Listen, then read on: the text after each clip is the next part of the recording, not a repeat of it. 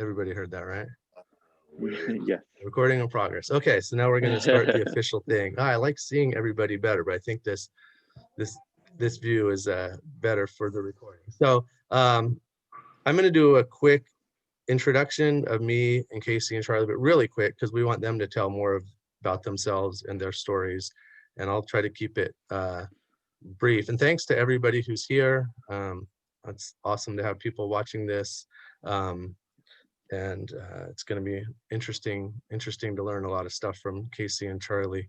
So I'm Jeff, and I have the Instagram account Elliott Smith Discography, and I have a website about Elliott Smith discography, like all the different pressings of records and stuff.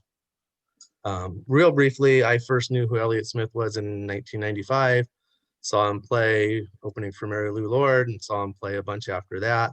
But I wasn't that involved in the Elliott Smith community or whatever back then. I would give Charlie updates on set lists from LA shows, or I recorded some shows, or any little tidbits I had to add to Sweet Adeline was kind of my thing, but not that much. I didn't have my own website. I didn't know Elliott. I talked to him once for 30 seconds at Largo, and mostly just a fan until last few years.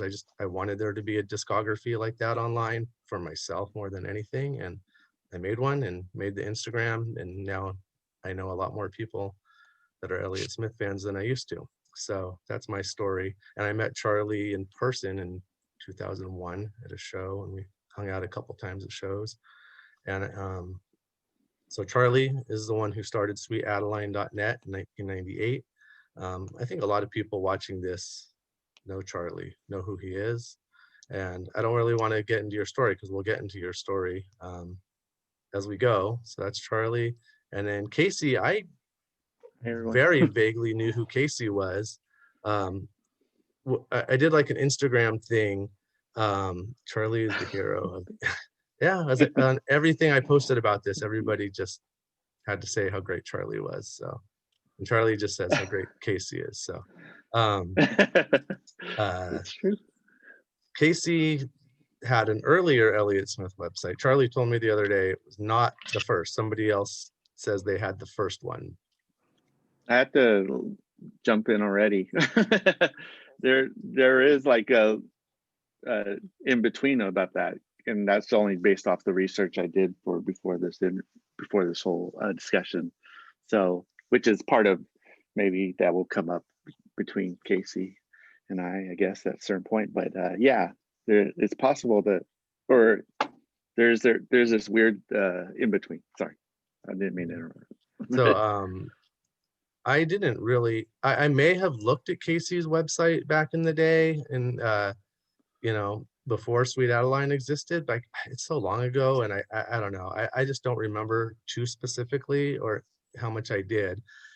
So I started hearing Casey's name more just recently because Kill Rock Stars just put out the 25th anniversary pressing of the self-titled album, and it had Casey's recording of the Umbra Penumbra show on there. So I was reading, oh, this person Casey recorded this, and then I ended up talking to Casey and Charlie kind of separately on an Instagram thing a few months ago, and Charlie told more of the story about Casey. And as Charlie, as you were talking about Casey on that Instagram thing, I was like, oh yeah, like everywhere on Sweet Adeline, there's like, thanks to Casey for this set list, thanks to Casey. And I was like kind of putting two and two together. But until you told me and the people that were watching on Instagram more of Casey's story, I didn't know that much of Casey's story. So that's where we want to start, because Casey was a fan and an acquaintance or friend, I believe, of Elliott before you knew who he was, before I knew who he was. So he was like the earliest fan here. So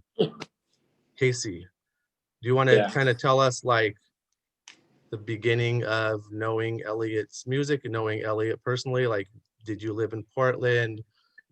What was going on in your life, and how did the world of Elliott like enter your life and start where you want to start, I guess? Yeah, sure. Wait, were you saying I'm the oldest Elliott fan here? I probably am. Yeah, the longest.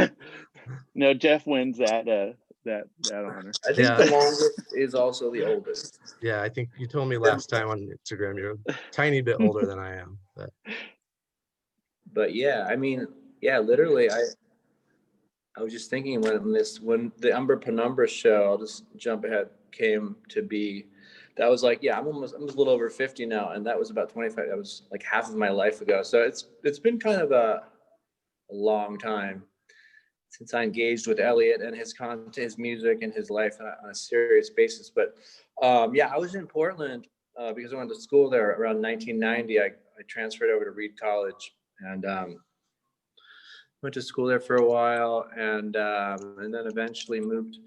And I just really liked Portland. And I had played a little bit of music, was just getting into like acoustic guitar and stuff. In my like my pre-college years, played a lot of acoustic, Grateful Dead stuff, and it's funny going from the Grateful Dead to Elliott Smith, but it did happen. Like I got opened up, turned on to a ton of alternative indie stuff, like in my college years from 90 to 92, and then ended up just staying in Portland because the scene was so vibrant, and I had some really good friends. And the guys I was living with, we were all just good friends. Went to college with two of them, and we were trying to start a band and just trying to make it in the Portland scene, as a lot of people were at the time. I played guitar and bass, and my friend and his brother, the one friend, probably his name's Eric, he's actually the guy that booked the Elliott show. He was a aspiring singer-songwriter, and I think in 93 or late 93 ended up just in the same circles as Elliott. I had not even heard of Elliott. This was pre-Roman Candle. So I think Roman Candle was 94, right? Mm-hmm. Yeah. Yes. So my friend Eric, who's also mentioned on there, his name's Eric Brugman, good friend. I met in college back in the day, and then tried to start a band with. And he was trying to do his own thing. He reminded me of the story where he met Elliott Smith at these small singer-songwriter like coffee shop shows that they were doing as fundraisers for a local homeless shelter called Outside Inn in Portland. And somehow they had tapped Elliott to help raise money to doing these acoustic shows. And my friend Eric was trying to do some stuff with them as well, and just was blown away by Elliott. And we had this connection to this coffee shop, Umber Penumbra, and Eric had the idea to start booking shows there. It's a really small coffee shop. It's literally only like, it was like a shoebox kind of boxcar shaped place, really narrow but really long. It had like a little stage in the back with like curtains for like theatrical stuff or open mics. But it was Eric that booked that first Elliott show. And I think at the time I was also on the side was dabbling in a lot of 4-track recording, and had this sort of pipe dream of trying to do a small record label. But I wasn't sure. I think it was, yeah. And I believe Elliott's album had just been released, like right before we booked Elliott, like a couple of months before Roman Candle had just come out. So I was pretty familiar with it and was just driving around town all the time or walking around listening to it on Walkman, because it was a cassette only release. It was on Cavity Search Records. It only came out on cassette. I mean, a lot of stuff was still on cassette. Well, I think there was CD. There was no vinyl, but I believe there was CD. Well, there was later, maybe on a reach, but literally like Cavity Search, when they were producing and releasing, it was like a cassette only label. They only did stuff on cassette. Well, I know Elliott's only came out on cassette, but I'm not sure at what point it was released on CD. I never bought it. I never saw it. I mean, Charlie, was it on CD? I don't remember back then. It eventually came out on CD, but yeah, I'm not sure when it was released. You know, I came in later, so you were there. You were ground zero for yeah, it was only released area. like locally in Portland. I mean, or surrounding areas, but I mean that wasn't odd or anything for the time. Like lo-fi cassette releases, 4-track. I mean, it made a lot of sense. So Umber Penumbra was the first time you saw him play, or you had seen him at a show before that? No, I had never seen him play. In fact, I don't even know. He may have had a couple small shows, but he really hadn't been booking anything yet. He didn't really have many public appearances before Roman Candle.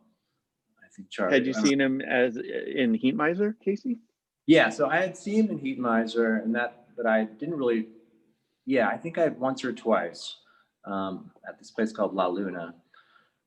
But as you know, that was like a totally different band, but an amazing band, especially when, later when he started focusing in on more of his melodic stuff. And, the last album was like pretty much an Elliott album. Mike City Sons, a lot of his amazing tracks on there. But probably only, I think I only saw Heat Miser once before that.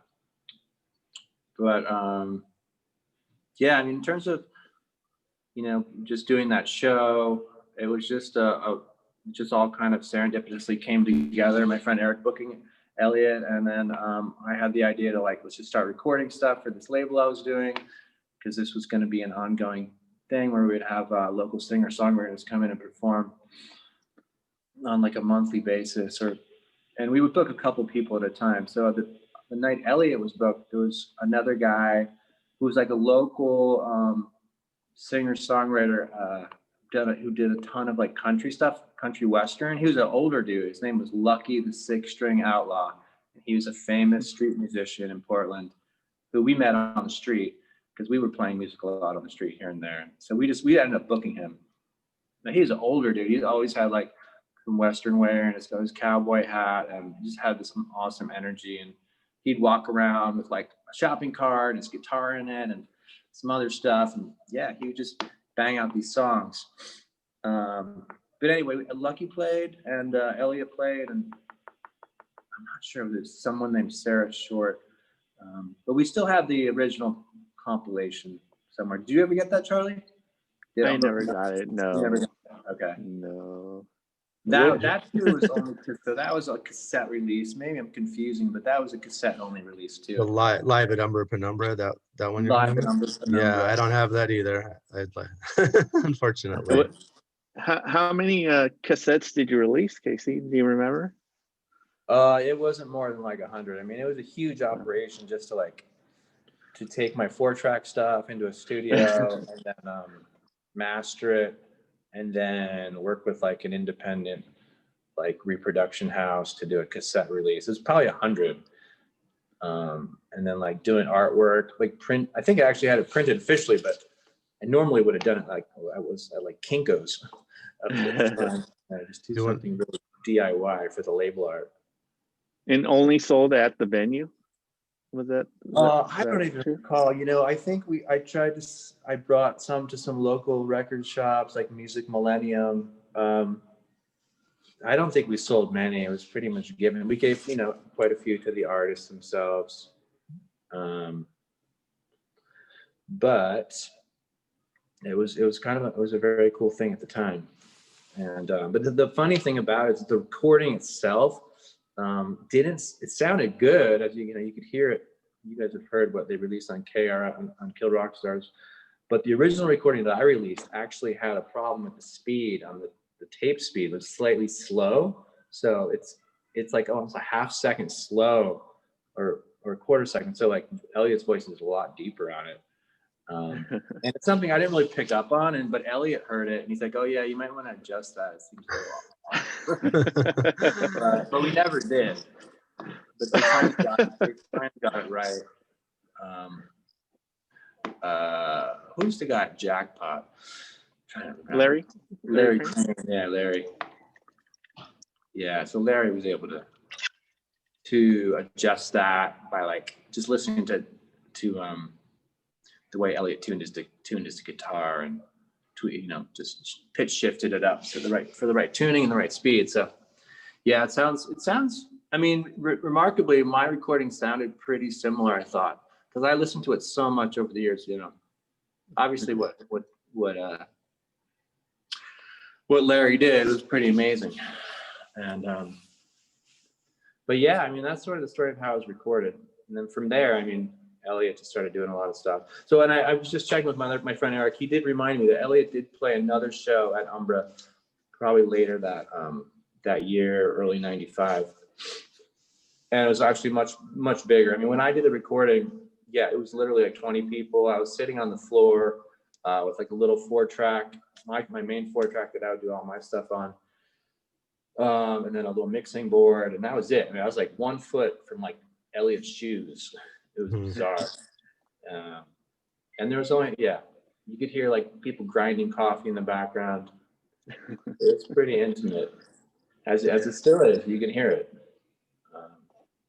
But yeah, so he did play there again, I think like another half year later. And I think a lot of Elliott's friends and family showed up. Eric told me, and brought some small gifts because Elliott was going to go on one of his first small tours, probably for Roman Candle. Yeah, because that was, Awesome. Cool. I know that Charlie and I know Charlie really wants to get into the experience of making, of like the experience of being a fan at that time in terms of making a website, and especially maybe for younger people. I think younger people know how the internet was different back then, but I don't grasp it as well as we do, that like, the websites that started by fans like that at that time were like essential. Other than that, you just had like magazine and newspaper articles and stuff, because there was no Facebook, there was no Instagram, there was no Spotify or Bandcamp or YouTube to hear. Like if you wanted information up to date on an artist, it was websites, and those were just kind of a brand new thing and stuff. And just how I know Charlie knows the technical stuff more, but Charlie's talked to me about how like what he could do on a website back then was so much more challenging, obviously, than today. So how long after you recorded that show and started listening to his music, what was like sort of the beginning of, hey, I'm going to make a website, if that's what you want to get into next? I think that sounds interesting. No, I think that, it was definitely a couple years after, and I had moved to New York City, I think in '95. But it kind of it sort of dovetailed into my interest in getting into website development, web design. I had played around with computers a lot as a kid. My dad got me like an Apple II Plus, and was doing like bulletin boards and trading games, and so all this sort of stuff kind of culminated because Elliott was my inspiration to do my first website and to learn, like, I sort of dabbled in Photoshop, and I mean, to build a website, it was pretty complicated. I was learning HTML, not being a programmer and still not being one, trying to figure that out. But oddly, he was, Elliott was the inspiration to get into that, and also to kind of get a job in that field. That was my sort of testing, my proving ground, was to build this Elliott site. But before I was actually making a site in HTML, I was using this community-driven sort of WYSIWYG web builder that Charlie knows. Everybody, a lot of people know that Tripod site. It was a community bulletin board site that it gave you free hosting. In exchange, they would just put tons of banner ads all over your stuff, all over your pages. But that was my first site, But that was the first Elliott site. But it wasn't called Elliott. It was called like Skylash, which is sort of been the name for my creative pursuits over the last 25 years. And it was the name for the label that the Umbra show came out on, Skylash Records. So what was the full URL? Do you remember it anymore? Like skylash.tripod. Yeah, it was like the tilde / Yeah. Skylash. Yeah. It was all that members.tripod.com / tilde Skylash. And I mean, it's still there. You can see it in those. Charlie sent me a link to it. Yeah. Yeah, I went to archive.org, and the easiest way is to maybe backtrack through elliotsmith.com. You could kind of backtrack a little bit using that URL for archive.org, and that'll help you, kind of jump to different versions actually of Casey's sites, and it helped a lot the last couple of days researching and remembering things that Casey did over the years. So.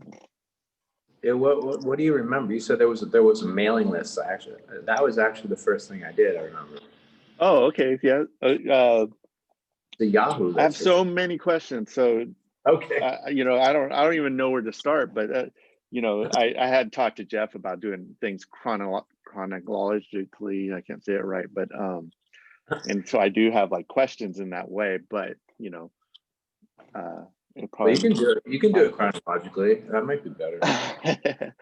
well, I mean, if you don't mind, is that okay, No. Jeff, too? Yeah, you take over. You have way more good questions to ask, I'm sure, than I do. Okay, I'll try. First, I'll do a small little intro and first say hi to everybody that's on. I see a lot of old friends, people I've hung out with, new friends that I've got to meet within days, and and maybe I'm not seeing everybody's name here. But anyways, I wanted to say hi to everybody, and also say thank you to Casey, because we kind of talked before through Jeff, and I gave a lot of praise to Casey. He's definitely my mentor and the person I really was inspired by to make my site and future sites, outside the Elliott Smith realm, and also continue to do it. So Casey, I give you so much props, and I'm so thankful for you, and I wouldn't be here if it wasn't for you. So Thank you. Wow. Generally speaking, I just kind of wanted to get a little bit of background about you, because some of it you covered already a little bit. Like one was just kind of like, where are you from? Were you originally from Oregon, or is that somewhere you went to eventually? Yeah, so I went there to go to Reed College in spring of 1990. But previous, I'm from the East Coast originally, born and raised, not raised a little bit in Scranton, Pennsylvania, hometown of our new president, or small time. For a small period, he was living there. But yeah, I'm from Scranton. My parents are from there. But we eventually moved to the West Coast in the 70s, and then back to the East Coast. But I always had a thing for the West Coast. So I went to USC for a year, but it really didn't click for me. That was in like 89, 90. And then I transferred up to Portland at Reed College and just stayed there through about 90, 95, through those initial Elliott years. And then I moved. A bunch of my friends, like Eric was telling me about, we all kind of moved to New York City. I mean, did you have like brothers and sisters, like anybody that inspired you in different ways, like media wise or like music? Some people have brothers and sisters who kind of like pass on music to them and stuff like that. Well, I was I'm the oldest boy. I was the oldest son. My sister Meredith, she's about a year and a half younger. And then I've got two younger brothers who are identical twins that came quite a bit later. I had the same parents, but they came when I was like 16 years in high school. So they're like 17 years younger. It's crazy. And they love Elliott, thanks to me. My sister loves Elliott. But I mean, everyone likes Elliott. Even my parents like Elliott. They met Elliott personally at a show in Sydney, Australia, oddly enough. Whoa.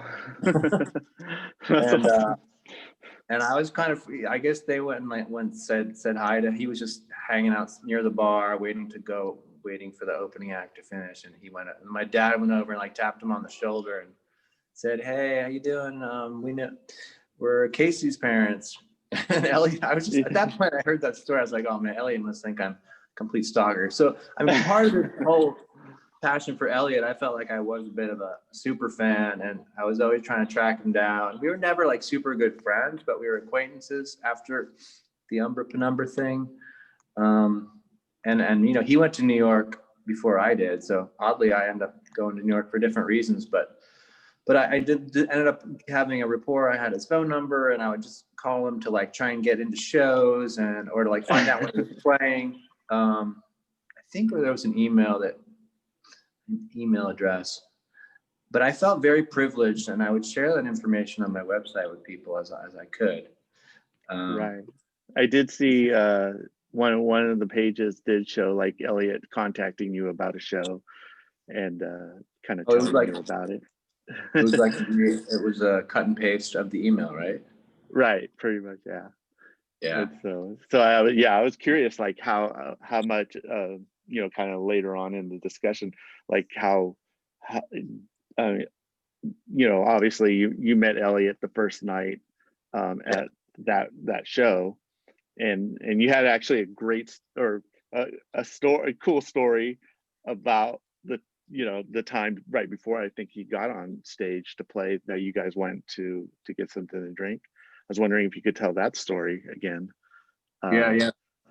But just one thing back on your original question, but early inspirations from family. Yeah, I mean, my parents were into a lot. They weren't musical or anything, but they turned me on to like Simon and Garfunkel and the Beatles. And my mom had a classical guitar that I ended up inheriting, and they got me guitar lessons. So, and they also were the ones, like I was saying, that got me into computers. So computers and music all came together with Elliott in a way. It's pretty interesting.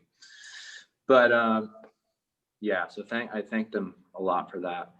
But And can I ask you really quick, in high school, like where were you like feeling, like where were you going life-wise, like where were your interests when you were considering going to Reed College? I mean, was it going for music or for computers or media yeah, or just the music scene itself? well, I think originally, no. I mean, growing up in Connecticut, I was kind of had a conservative outlook on what you should do after college, like go into business. And I grew up a bit on in the West Coast. I wanted to go back to that sort of West Coast California life. Somehow the stock market was kind of attractive for some reason. But I went to USC. It was not for music, but it was more for business. But then it was these people I met that were highly influential, like this guy Eric, and all these misfits who were there for the film program at University of Southern California. It was a really good film program. Yeah. So it was through them. They kind of like redirected me to what I was really into, which was creativity and music. And eventually I got into anthropology up at Reed, but it was because of them that I eventually just switched course and focused on more soulful stuff. And again, the Grateful Dead, that really influenced me in playing music. That was my pre-Elliott stuff. But yeah, so what was your question? So I just I see it kind of like, then you went to Reed, you kind of transitioned. Yeah, right. You were into music, and then kind of got into the Portland scene. Yeah. And generally, I mean, this is kind of leading up to your hanging out with Elliott that same night you recorded him. Right. But I was just kind of curious. Also, was like, how did you feel about the scene at that time? Because obviously you saw Heat Miser. I don't know if you had if the Grateful Dead did influence you in a certain way of what music you did in Portland, and then how you kind of became a part of the scene. Well, yeah, the Grateful Dead. Yeah, I mean, at that point when I was headed up toward Portland, the Grateful Dead were sort of in the back seat in my rear view mirror, and I was going definitely more toward alternative music. And I think I had just gone through a big REM phase, and just reconnecting with the greats like the Smiths and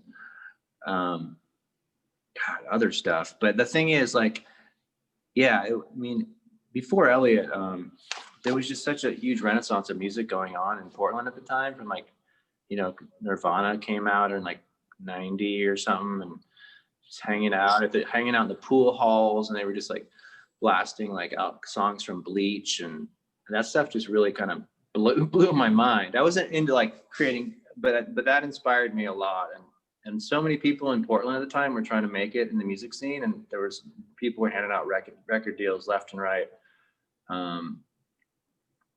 Did you see like Hazel and the Spinnings and Team Dresch? Exactly. I loved so many bands. I'm like, looking back at it now, I'm like, man, I really wish I lived. Even at the time, I was like, so many bands from that scene were some of my favorite bands, and I saw all of them down here in LA. But yeah, no, it was a very privileged time to be there. I mean, we talked about Team Dresch. I love Team Drash. They would play at Reed College once or twice. That girl Jody Bliley, she went to Reed. And yeah, the Spinanes, there was I forget, it was like a Portland Independent Music Fest that started happening every year. They'd play outside under like the Steel Bridge. And yeah, it was just a really tight-knit scene. It was very different than I think what was going on in Seattle. There was a lot of rivalry. Yeah. Did you feel like that you were fitting in with like Pete Krebs and the rest of the guys that were close to Elliott, like eventually Quasi or Motor Goat and stuff like that as well? Did I fit in with them? What? Or did you hang out with them? And I didn't. I hung out with, if anything, it was more the people in Elliott's like inner circle, his little circle. Pete Krebs and Sean Krogan were the guys that, because I recorded them on Umbra as well, but I would see them more often around town and stuff. Elliott, so I would see Elliott around. He was always a bit shy, a little reclusive, and he was either with his girlfriend Joanna. They both had like the green dyed hair. I thought there was like this one time I saw them walking down the street and they had this matching like bright mint green hair. It was really cool. You remember that you'd see pictures of Elliott with dyed hair. Yeah. Going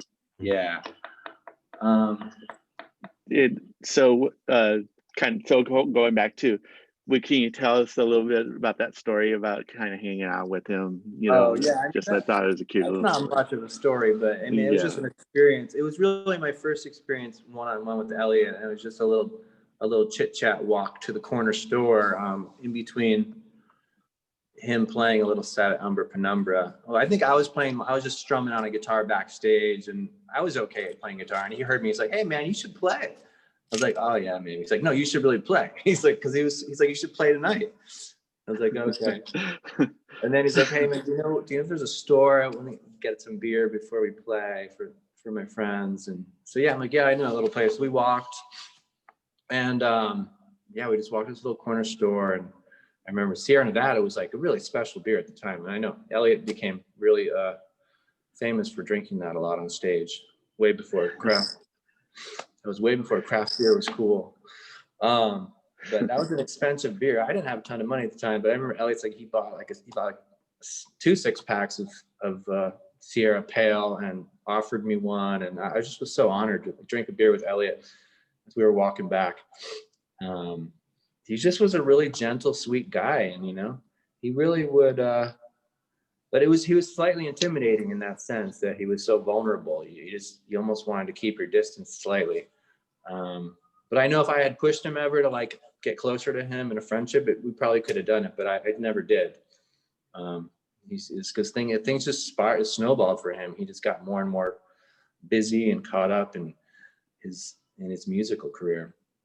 Right. But he was always there. I wouldn't talk to him for a long time. And so when in New York, I would reach out to him, and when I knew he had a show coming up, and I'd try and make a way to connect with him, or even like at a show in New York afterwards, he didn't know I was there, and they kind of hung out backstage and stuff. But he always would let me come down and say hi, and like, give me a beer from his cooler.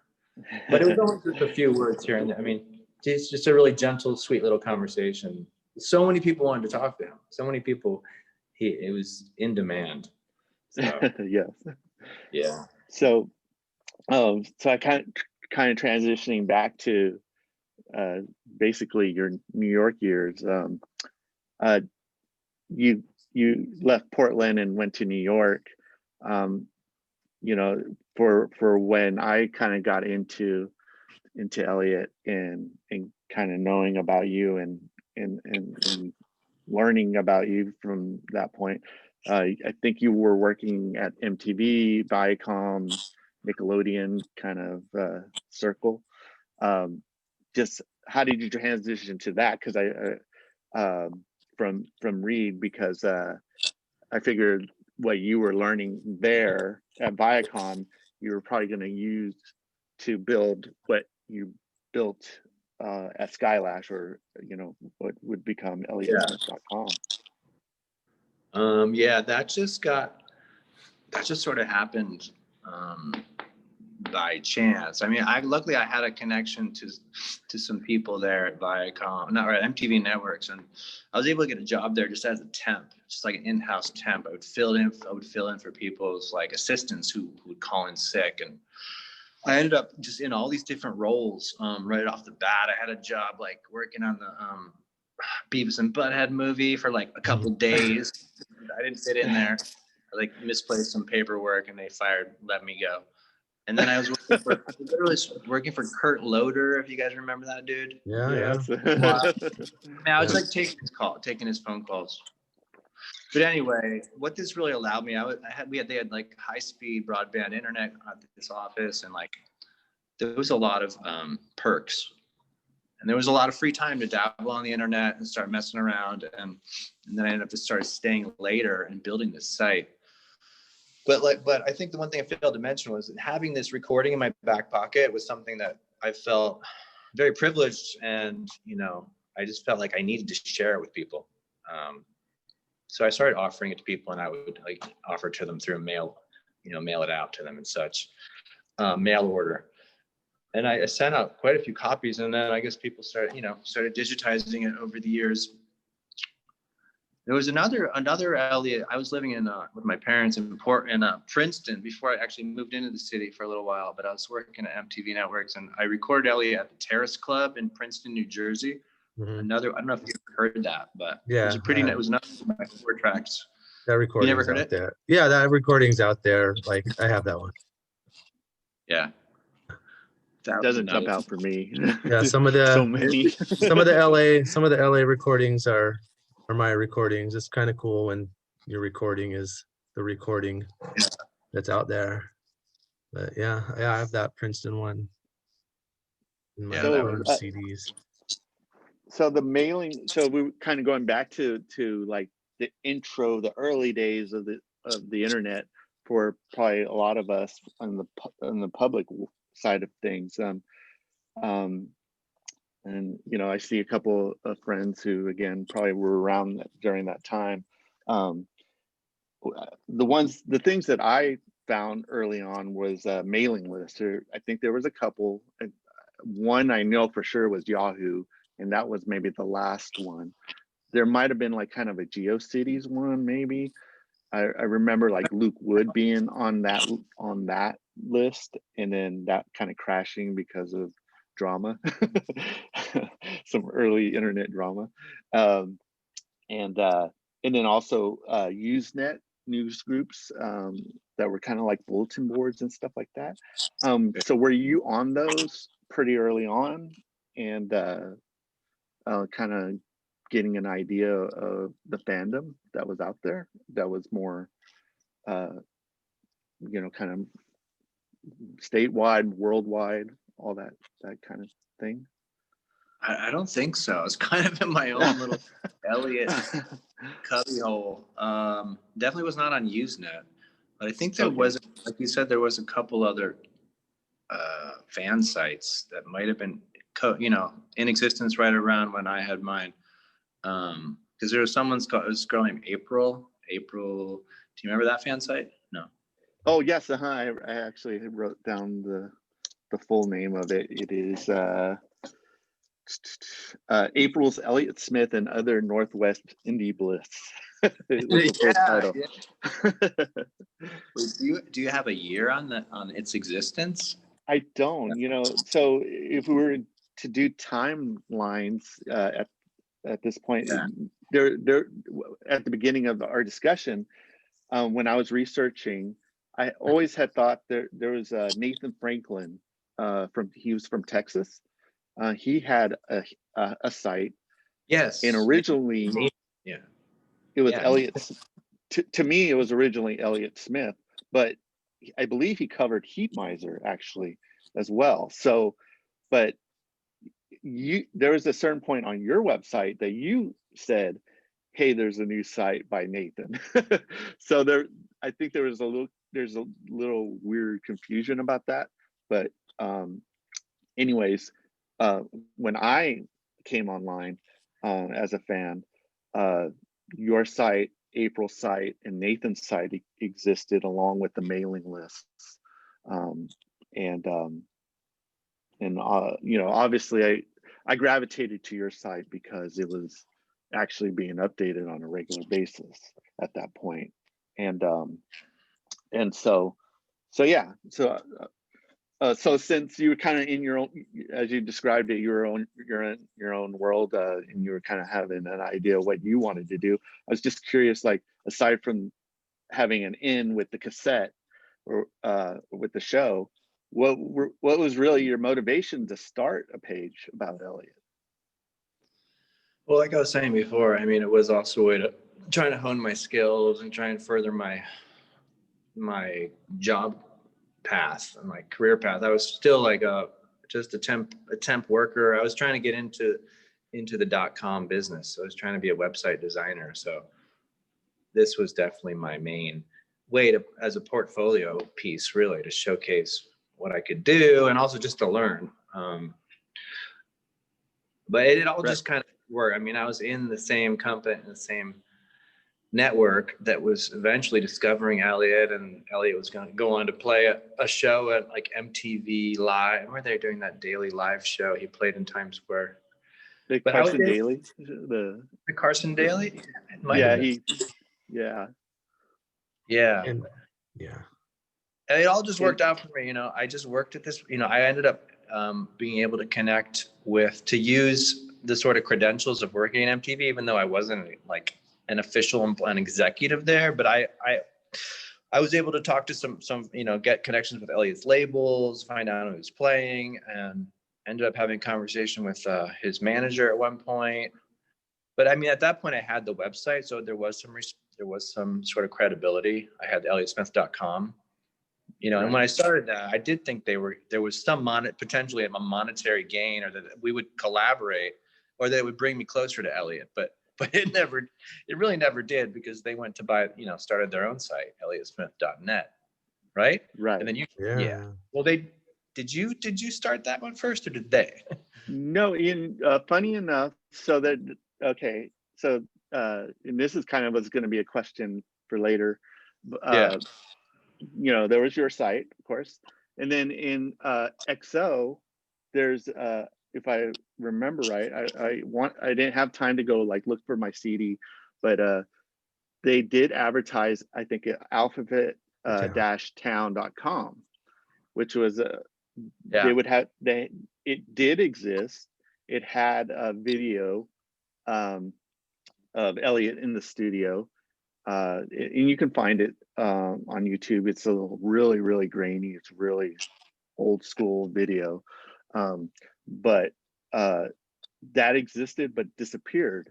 And what my question later on was going to be for concerning that is, since it sounds like you did probably talk to Margaret Middleman at M3, you know, or talk to people at DreamWorks, were you ever approached to do the official site for Elliott, or that come up in any kind of discussions, especially knowing him? Sadly, it never came to fruition, not even close, which was always surprising. And I think, you know, they just were shying away from the internet at the time, or Elliott wasn't pushing it, or, you know, like Kill Rock Stars didn't have much of an Elliott Smith presence online. They actually, because you had mentioned that in our last the discussion you had with Jeff, and funny enough, it was like the original Kill Rock Stars website had like a GeoCities address that was being managed by somebody else. so they're all like that. I have catalogs from the 90s from Kill Rock Stars, Slumberland, Matador, all those record labels, and their URLs for all those in like 1995. They're all like just crazy to see them. I still have all those old catalogs and stuff. But Charlie, that Alphabet Town, that was different than the person that has that Alphabet Town now, right? That's not correct. That person just took that URL now to make that one. The Alphabet Town was considered the Official, first right? official site. Yeah.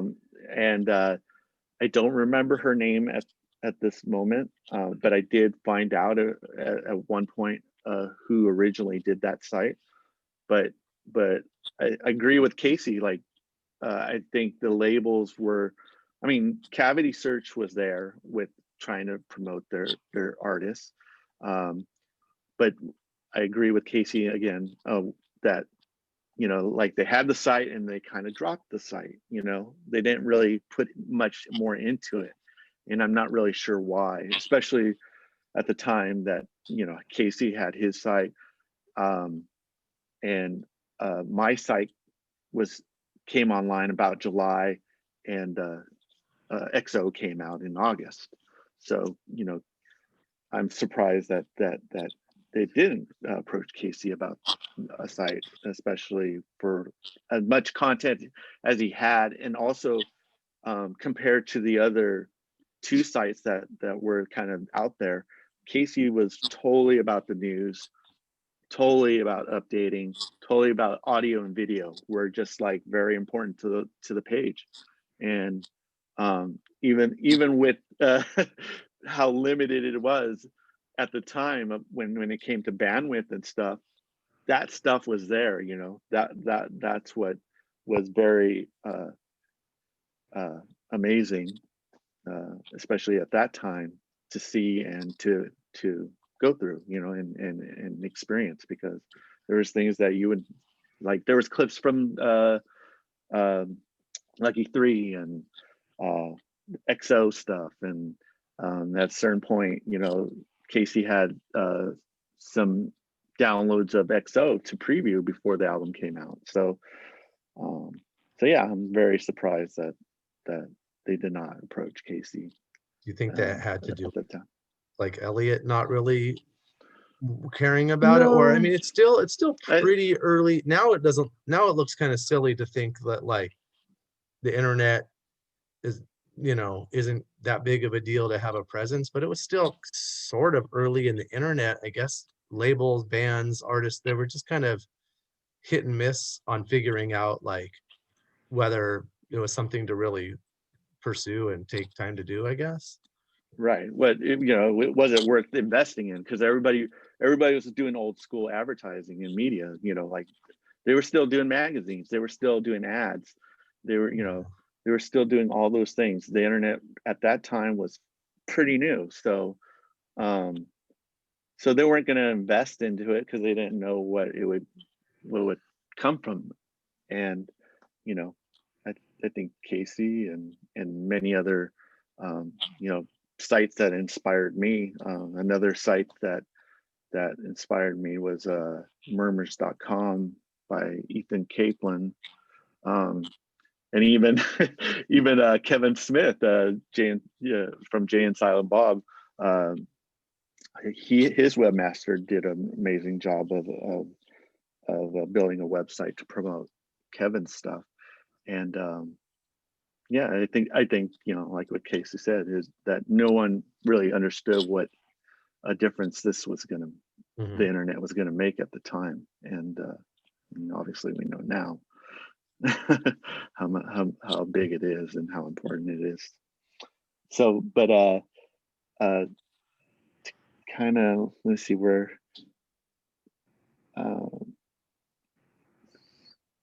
Elliott also. Go ahead. Oh, go ahead. I'm sorry. No, I was just had a thought that Elliott probably didn't really need the extra promotion. I mean, he was so ready to take over the world without the internet, just right. At least in the West, and then domestically. But yeah, it was so cool to see local fan sites coming up here and there. But yeah, they just dropped the ball on the internet. I think Elliott didn't know the potential and using it to connect with fans. No one told him. I mean, I don't know. Honestly, I was trying to think about that Lucky 3, like that guy Jem Cohen. I'm wondering because I remember digitizing that when I was working. I was actually at a job at Nickelodeon inside. That was my first I was a interactive producer. So then I had a lot of connection to equipment and broadband, and I could work in this office 24/7. So that's when I started uploading a lot of that multimedia stuff. which to me was what I was really into, was putting Elliott's, audio and video content up.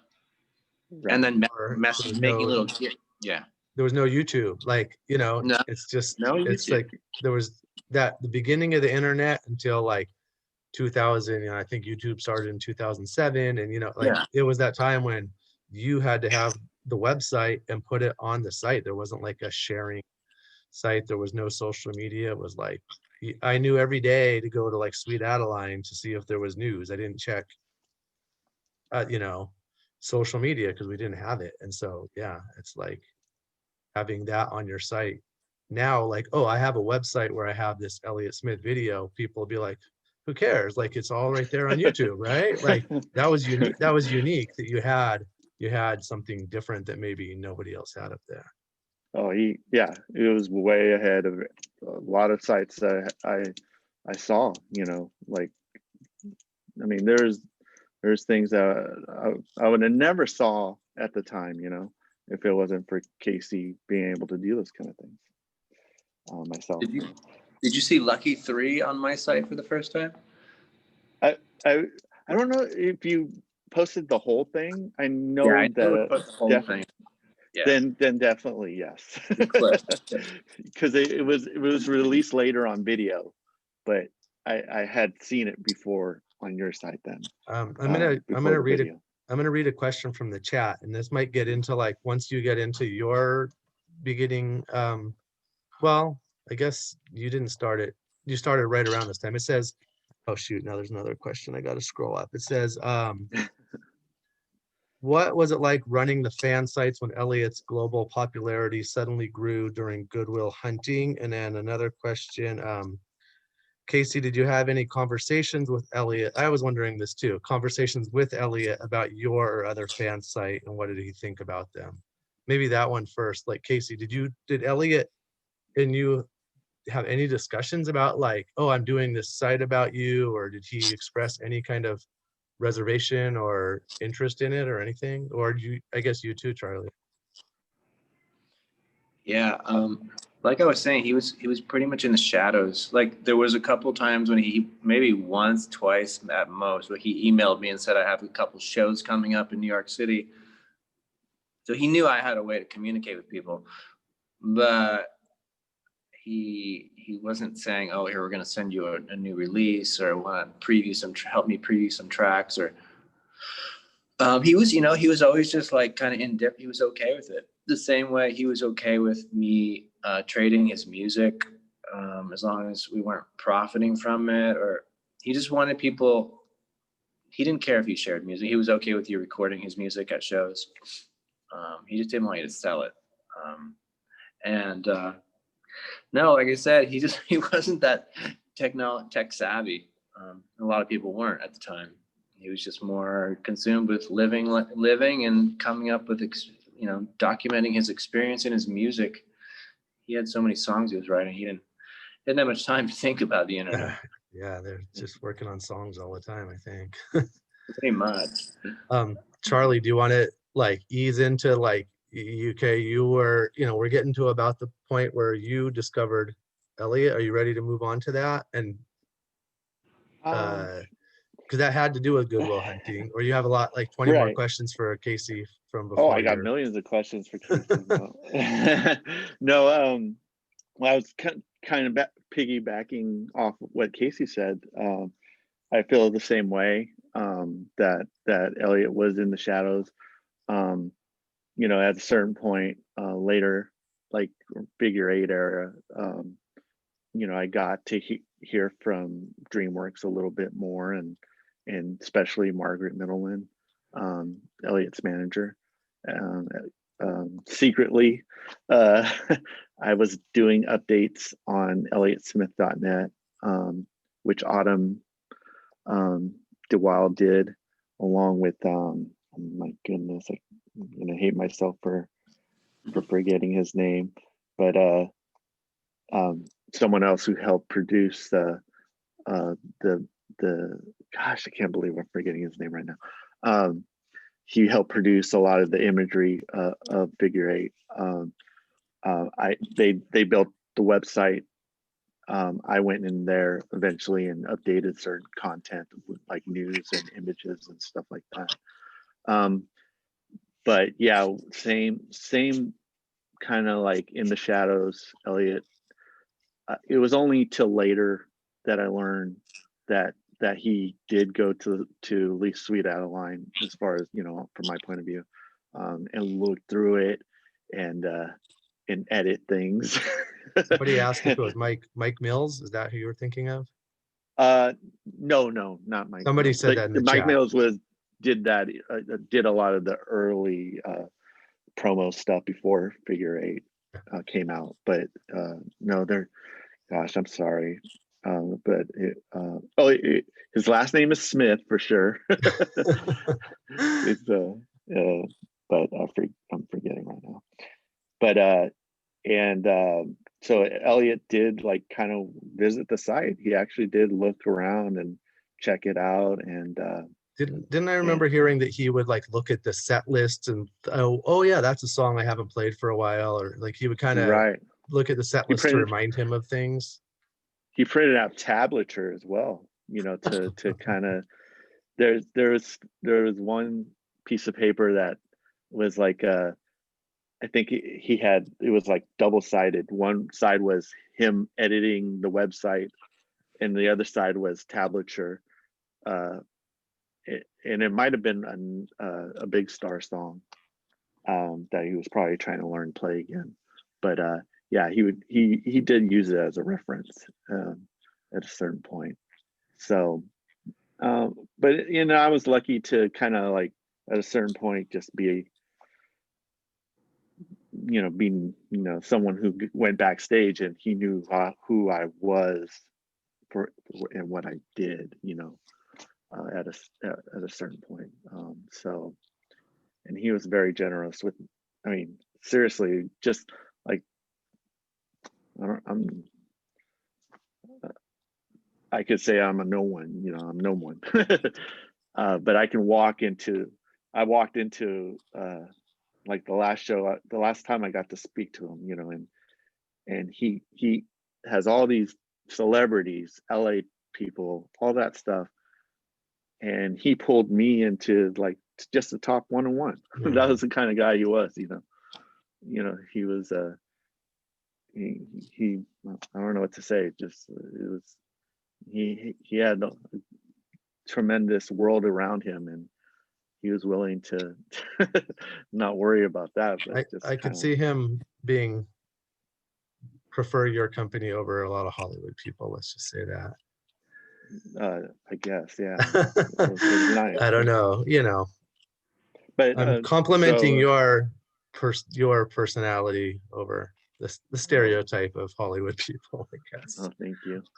But then what was the first question that about the fandom, how things changed with Good Will Hunting, and that's how you learned of him in the movie theater watching that movie, right?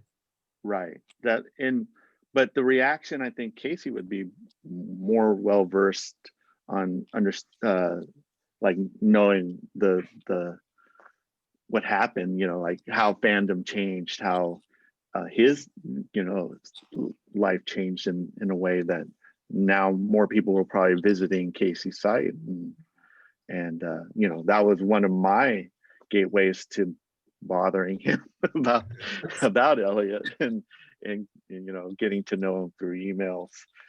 You know, I think it changed probably Casey's life in a way on the internet. It changed my life, of course, because I became a fan and you know, just went hog wild looking into everything about Elliott, including He Miser. So yeah, Casey, did your site get a lot more people coming to it, emailing you, all that kind of stuff? Did a lot change with Good Will Hunting? Yeah, definitely a little more inquiries. I was always, back then when we had websites, we would always check our traffic. So there was a lot of traffic spikes. I think after the Oscars, nothing mind-boggling, but I think at that point, yeah, I knew I was sort of sitting on something, there was also sort of a weird melancholy about seeing, having known Elliott for so long and having kind of felt that he wasn't ready to play wasn't sure about playing the Oscars. It was a weird, surreal thing for people for Elliott's community, Elliott's friends and family and acquaintances who'd grown up with him the previous few years. What year was that he played the Oscars? 98. Oh yeah. Yeah, so that'd been 4 years since Umbra Penumbra. But it was certainly cool. He played it off like, whatever, I'm just gonna play Miss Misery. I tried to get into, I didn't go to the Oscars to try to get in, but I wanted to go. I was like, I gotta go. Like, I was a fan since '95. I had seen him play several times already, at small, shows before he got big. And I was like, I gotta see him on the Oscars. And I wrote a letter to the Academy saying, and I don't like to lie about anything. So I was like, I was really gonna write an article if they let me in, but I said, oh, I'm a freelance writer and I'm writing an article about Elliott Smith already.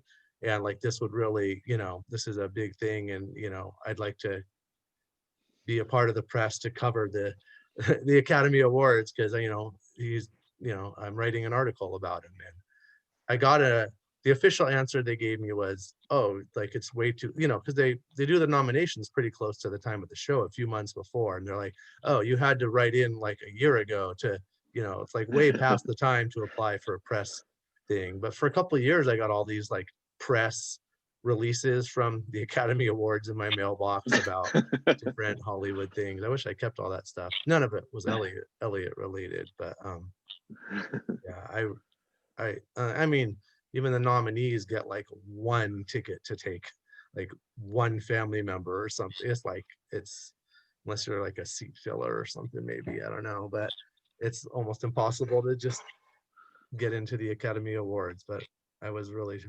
trying. So yeah, it changed. I mean, I saw him in '97 at Spaceland. Was the first time I saw him not as an opening act for somebody, and it was like half full or 3/4 full, a place that holds 200 people. That was like, 100 people were there. And then right after the Academy Awards, or maybe just before, like early '98, he played Spaceland again, and there was a line like down the street, and you could just feel like but I mean, it changed as far as the amount of people that were there, but I felt like the fans, I don't know, it still always had like an intimate, good feel. I didn't feel like all these new fans, it's like ruining it or anything. Like everybody, it was still always like a good vibe at the shows for the most part, as far as like the way the fans kind of treated other fans and acted toward Elliott. Like it wasn't really a bother, other than having to see him in bigger places and stuff. But I would like to jump in really quick, if that's okay. And so in watching Good Will Hunting and going through all the motions of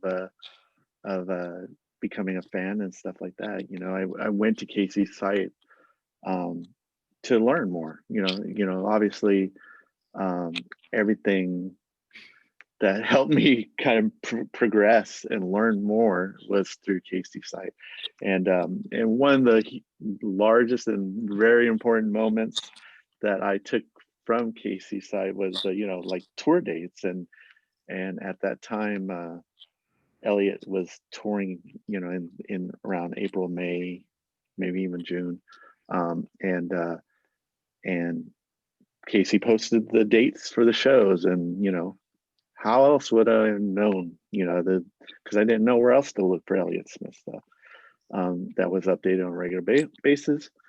And so there was a thing called Ticket Web where you would buy tickets, and thankfully, thanks to Casey, I got to see Elliott, got to get tickets like right away because I thought I would sell out. And I went to a show and I had the greatest time ever. And a lot of what that. was your first show? What was that first show you went to? May 18th, 1998. It was at the bottom of the hill in San Francisco. and which I'm sure Casey knows about. Yeah. and I live right and here. oh, cool. And yeah, like that was a That's a very important moment for me. Was he playing with a band? Quasi, Yeah. he was with Quasi.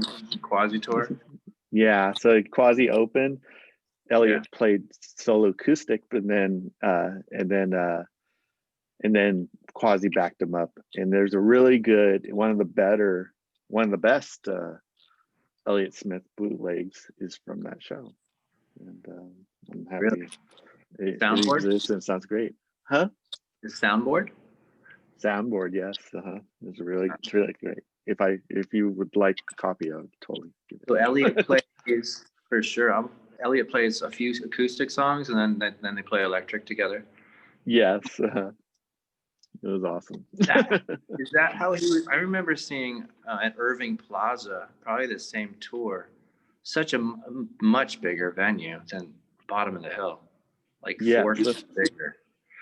And we're talking like 200 versus like 2,000 almost, or Oh, maybe wow. maybe 15, maybe 1,500.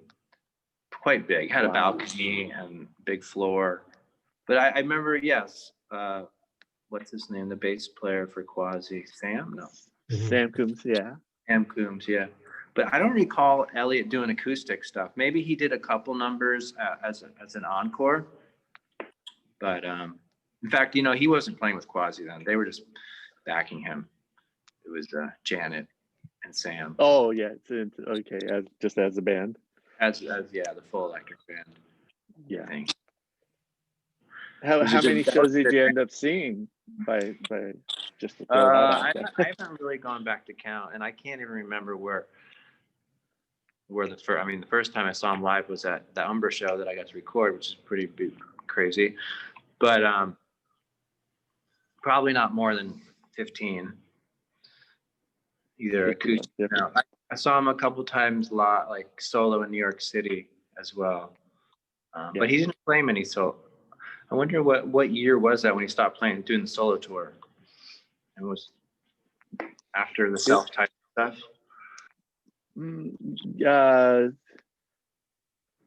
Like you mean just by himself, just playing going to shows by? Yeah. He would play shows by himself here and there. I know before Figure 8 came out, he played Bottom of the Hill and he did that was all acoustic. Yeah, I think at the Roxy in LA too, right before Figure 8 was acoustic. Yeah. And then of course when later on in 2001 to 2003 he mostly played by himself as well. Sometimes he would have a drummer that would back him up, but for the most part he after Figure 8 tour he played by himself. So one of the things is that I wanted to ask too is like so you were kind of transitioning both in and out here and there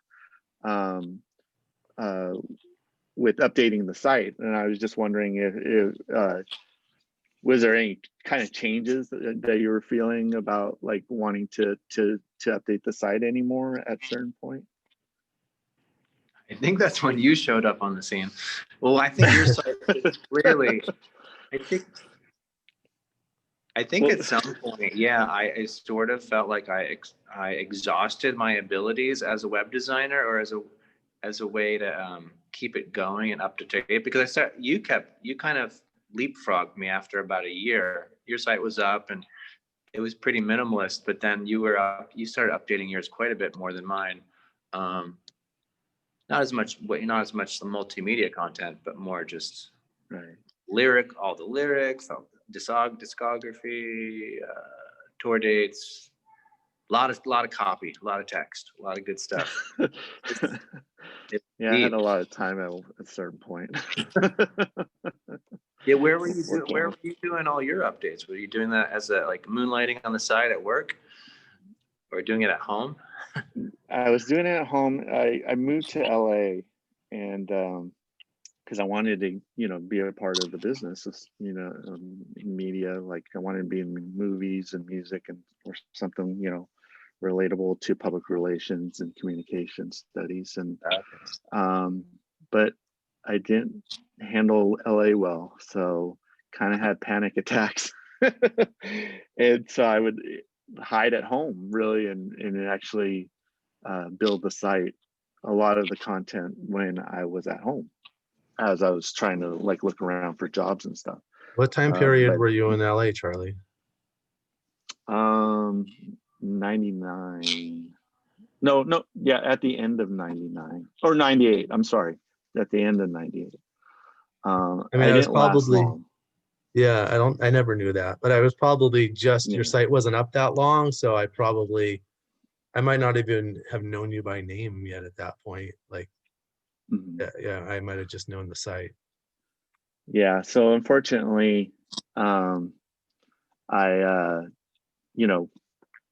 I came back to the area I live in now, and by then I had done a lot of the content in both in San Francisco. San Francisco is really where I started it, but LA is where it really took off because of what I was dealing with in LA. Somebody And asked if you Elliott while you were in LA. Did you see no, him personally or at a show? Nothing. nothing. Yeah, um, I didn't get to have that opportunity. Funny enough, actually, before I moved to LA, I did see him in San Diego. And then, just weeks or months or month later, I moved down to LA, and I think he was probably on the East Coast or not touring at that time. And I was just I was interning at a small label, and but a famous label. I can't remember the name of it right now, but it's famous for releasing a lot of emo music and selling it.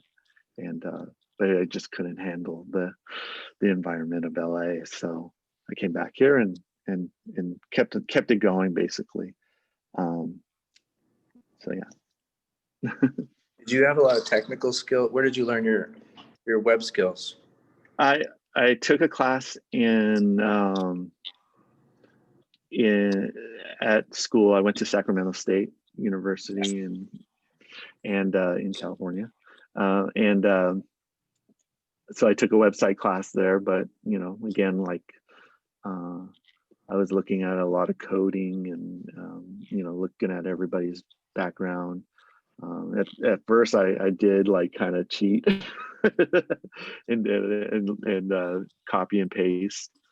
Eventually, I got like a program called what's it called? Page Mill. I don't know if you remember Adobe Page Mill, which then blended into Adobe Dreamweaver, and so Yeah. And that's one of the frustrating things about doing the site on those old platforms, is that it's not so easy to update anymore and send it through FTP to update the site versus the way things are now. But yeah, that's where I learned. It was a lot of physical labor. Remember, like updating and uploading, FTPing your stuff up to the servers. Exactly. I remember.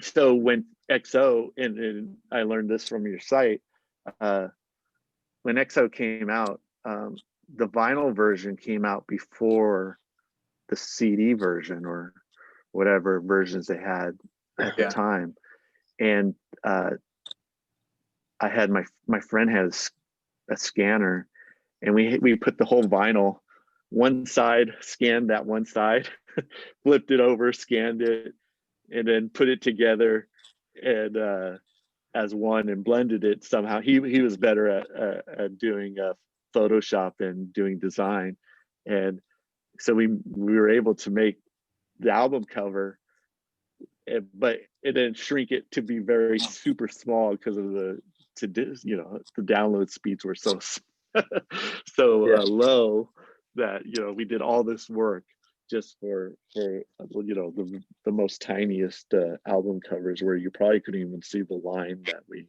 blended. So again, like you said, I didn't do any of the audio, video, or any of that, because I didn't have the ability or the knowledge, and that's what I took from Casey's site. It was just like, whoa, that was amazing that content was on there. The only reason like there was some video on the website was when like there was sites you could link to more than having it on the site itself. So if the link went down, then, or they changed the link, then you were done. You had to kind of find another link to replace that content. And yeah, again, unfortunately, a lot of things on the site today are missing links or broken links because of those reasons. Things have changed. Do you, at some point, Elliott, his content, a lot of the video content was on his official site, though, right? But it wasn't Sweet Adeline, was it? No, originally there was. So the EXO, the one Alphabet Town, did have video. Yeah. The Figure 8 one, ElliottSmith.net, kind of shied away more from that, but they did have like some stuff like the Conan O'Brien performance and stuff like that at the time. I think maybe a VH1 interview as well. So, but yeah, they didn't have as much video. And again, that's why your site is so amazing, because you had that content and it was there all the time. It's kind of there still in that archive, or whatever like GIF you made, some of those are still there. I can still see it moving. Those were my masterpieces, those Elliott Smith GIFs. Yeah. GIFs that was a big deal back then. Making a GIF, so I would like pull little screenshots from his videos and put little, because you'd put up a GIF instead of a video because that was bandwidth friendly. Yes. And so it made a big difference. And if you go back to those videos from the Alphabet Town website, which I wish Interscope would find a way to maybe bring them back and have a better quality than they are now. There's funny moments, there's cute moments, there's moments Elliott's recording Figure 8. There's the song Figure 8 and vocals for the cover of the Beatles, because which is awesome. There's awesome moments, there's fun moments but they're just so pixelated at this point. It's just like, oh, wish you could see newer versions of those awesome videos. What was that video? I felt it was a seminal moment in Elliott's career when that movie came out. I can't remember what it's called, but it was a Gem Cohen. It's not Lucky 3, but it was like a feature-length film. Maybe it was Strange Parallel. Strange Parallel. Can you talk about that when that came out? Can you talk about that? Yeah. I can only the only thing I can talk about is that I have it. I was lucky. Actually, oh gosh, do you remember Erica Fargo? Yeah. Do you remember that name? Remember the name? Yeah. Who was she? Yeah. She was a fan of Elliott's, and she actually worked at Propaganda Films that I think helped distribute a lot of those videos. And Steve Haft created Strange Parallel, and that was one of the films that was in their archives, and I was lucky enough for her to send me a videotape of it, and I still have it of the recording. Aside from that, I don't know much about the process of it being done and created, which, I think it would be awesome to hear from Steve about that process, because it's so unique, it's so unusual, and I'm sure that information is spread out and about how that came together. But I know that. Oh, go ahead. I'm sorry, Kate. No, but was that Steve Hanft? Is he the guy who worked with Beck? Yeah, did Beck videos, yeah, or is he? Yeah, well, sure. funny enough, him and Ross Harris worked with Beck, so there's that kind of like connection as well. But yes, I believe Ross. they both. What was the connection to Elliott with Ross Harris again? So Ross Harris did Coming Up Roses video. Oh, right. Did some Heat Miser videos, and he did Miss Misery as well video. And so, Casey, somebody had a question for you, Casey. It says, to backtrack, can you talk about the singer-songwriter scene / community in Portland around the time you saw Elliott at Umbra Penumbra? There seems to be a lot out there about the scene Heat Miser was a part of, but I don't know much about Elliott's contemporaries besides Mary Lou Lord and a few others he toured with. Yeah, I talked a little bit about that, but just, the other artists that he would play with, like that he's done some collaborations with on some singles, Pete Krebs and Sean Crogan. They're two really good friends of him. And Sean was in Cracker Bash, right? Or yeah, Sean was in Cracker Bash, and Pete was in Hazel. Yeah. Some other stuff. Those guys, I was just always thinking, man, if we could get them on a Zoom call, because they have so many stories. They just were so intimately involved with Elliott in his Portland years on like a daily basis. I think Elliott and Pete were roommates, or one or the other, or Sean, and then Sean and Elliott were like dug ditches for some construction company. And anyway, they're just, those two guys know Elliott better than a lot of people. But I know they're pretty protective. But if you go to Portland, you go to some bars, or pre-COVID, you would probably run into these guys, and they would tell you an anecdotal thing about Elliott. But yeah, like we were saying, the Spinanes, Hazel. The scene was very competitive. I'm not sure it must have been pre-Nirvana. No, Kurt Cobain. He committed suicide in 93 or something, right? Or Kurt died in 93. 94, I think. It was 94, yeah. So anyway, we were in Portland. We were living under the shadow of the Seattle grunge scene. And we were always Portland was trying to do something a little bit different. And it always did. It was just a lot more unique, a lot more eccentric and weird. And yeah, Portland was just a really small, funky town. And there were some really cool clubs there were only a few clubs that people played at, like the X-Ray Cafe on Burnside. Satyricon? Yeah, Satyricon. I think I saw Elliott there play once. I even played there once or twice. But anybody could play there, really. There were a lot of musicians, and it was just a really cool time.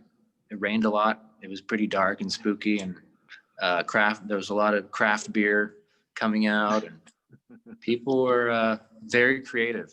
But it was really cliquey, and eventually I kind of wanted to get out of there. It was a little bit insular. That's when I started thinking about moving back east, back to New York. But even today, I don't know who's come out of Portland and made it as a musician. Decemberists. That's okay. Decemberists, yeah, they're pretty amazing. I don't know. That's still a long time ago that they came out of there, but yeah. But there was a lot of bands before that, before indie rock, that made Portland famous. I'm forgetting who they are at the moment. There were two bands that were very famous, rock bands. The Wipers, maybe. Yeah, Dead, that's what I Dead was Moon. thinking. Dead Moon for sure. So to bring up a sore subject, um, as the site was continuing, both of us eventually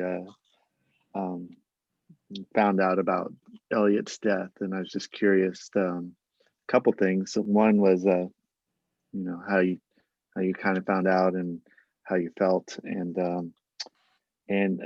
part of it I wanted to ask you is that your site also continued through 2006, as far as I saw. What kind of motivated you to keep going after that tragedy? So wait, did you look it up on the archive that it was? I just don't recall actually updating it quite at all after that. I mean, it has its like it falls off at 2006, and like there's no updates from that point on. But there is a time that you worked on the site after Elliott passed, and continue to update it as well. Yeah, I have to go back to my own archives. But I mean, when I found out, I found out like the day it happened, before it was announced, like on the newswire. Someone I knew had known what her friend lived in LA, and so she got a call, and then I got a call. But yeah, it was devastating and super shocking, and just kind of just really overwhelming to have to deal with that on your before everyone else really knew about it. It was even a little bit more eerie. But Right. I don't know. I feel like the whole year before, people, I mean, in retrospect, it was a huge surprise to me, but the more I read into things and learned things, that a lot of people were not that surprised that this eventually happened. And it was a long time coming for Elliott. But I always tell people, that Elliott made a huge, he kind of just he made a horrible mistake in that moment and had a mental breakdown. I don't know what was going on with his girlfriend that might have triggered that, but I know it wasn't any sort of homicide. Anyway, it's just really hard to process. But we are so obviously lucky that he left so much great music. He was around for the time that he was. Right. And so and since you had continued on, I mean, like, what do you feel? Did you feel like that you needed to kind of be there for fans, or to I don't actually. If I feel like I draw a huge blank in like everything that's happened on my website. I'm sorry, I should have researched that because in 2007, I'm trying to remember. That was probably a pivotal point for me. I had just moved to the Bay Area. I left New York in like 2000, right after a year and a half after 9/11. I moved back to the Northwest. My parents were up there, and I ended up in Seattle, and it's a really vague memories of updated. I feel like the site just kept going, and I was paying the hosting fees, and I don't really. There may have been some stuff that I updated around, around his posthumous releases, but do you remember? I don't remember exactly all of it, Yeah. but I didn't get to kind of like view it like exactly, but definitely, it had, from a basement on the hill and stuff like that was mentioned on it, and that it was coming out and stuff. So so there were some updates on there about it. But I just remember, I think I do the last. My reconnection is the months preceding Basement on a Hill. I was just so excited that was coming out, and his friends were helping to release that. But when that came out, I was just so blown away. It's like Elliott came back to life. That album just was so amazing. And totally agree. It was just off the charts, just in so many different directions. Like, just obviously very sad because there was so much stuff he was unveiling as a musician that we had never seen before, and God, it just showed that he exponentially more potential. So that's the sad part. Anyway. So kind of before What about getting you? into What was your reaction? oof. To his death or to Well, yeah, just sort of what I answered. Or how did you find out? well, I found out in a weird way. Someone emailed me and said, sorry for your loss. And but this was like kind of like 11 o'clock, 12 o'clock ish, it felt like. And I hadn't gotten those emails before because Elliott had gone through a lot in the prior years, with the drug abuse and what he was going through and stuff like that, and dealing with. And so, I was just like, didn't take it seriously. I was like, oh, here's another one,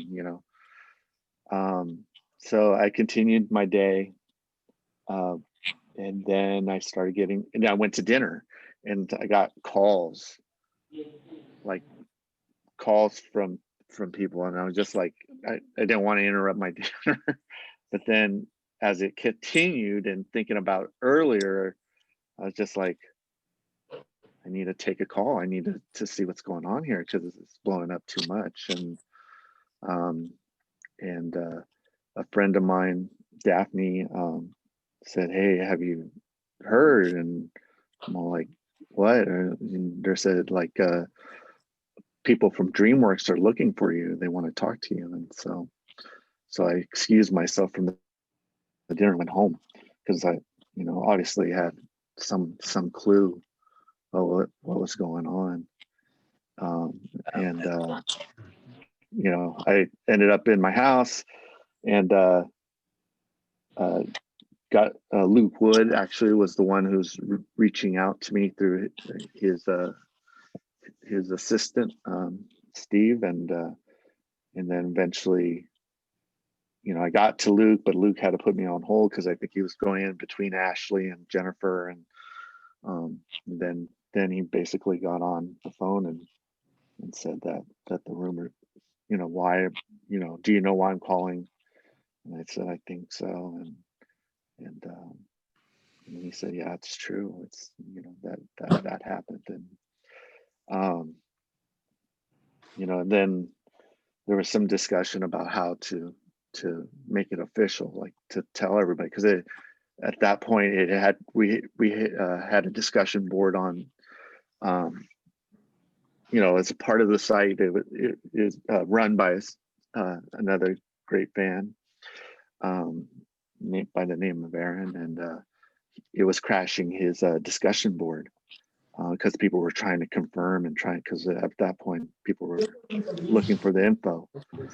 And so Luke, I think, talked to Ashley and then Jennifer, and then called me back and said that for me to go ahead and post something about that it was true. And obviously it was super devastating. I mean, tears. What I wrote was very personal. It wasn't like a news, it wasn't a news cast or whatever, a news post. And but yeah, kind of confirmed it, and that's how it went. And but I kind of echo the, I felt like I had to be there for fans because I wanted, I understood where they were probably at as if I was feeling a certain way. So I did my best to kind of update everybody about like memorials. Did you happen to go to the memorial at the park in New York? Yeah, I actually made a bunch of little posters of Elliott, little old, and set them up outside a couple of his venues in the Lower East Side. My friend and I walked around. Yeah, we went to the one in Union Square, no, Tompkins Square, whatever, the park in the East Village. Right, yeah, there is a park. It was like Yeah, everybody gathered around a tree, kind of. yeah. I was there for a little bit. Yeah, it was nice. It was nice, and there was someone on an acoustic, and they're passing it around, playing Elliott songs. And then I put up these little memorials. I printed out some color photos of him, and I think I laminated it or something. Anyway, I put him on a couple of different designated spots in the East Village with some candles, and yeah, I felt like I had to do that. It was cool. Yeah, the guy was saying Tompkins Square Park. Yeah, that was where the official memorial was. Right. And eventually I went to the went to the wall, and I was oh yeah, I saw that. Yeah, wow. There was a little private thing between friends and family that I was lucky to go to, and